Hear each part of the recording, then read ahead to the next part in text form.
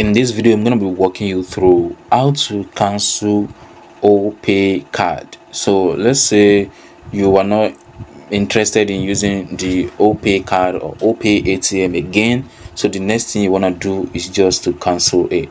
So how do you go about it? So just open your Opay app, whether you're using an Android or an iPhone, it's still the same way. So the next thing you're gonna do, just click on cards down below. So you're gonna see cards, then right here you can see manage card. So just click on manage card, then it's gonna show you this page just like this. Then you can look down below, you see cancel card. So cancel and delete the card. So once you click on that, you're gonna see an option where it says warning, your card number blah blah blah. If the card is cancelled, you will not be able to perform transaction with this card anymore because this action cannot be reversed.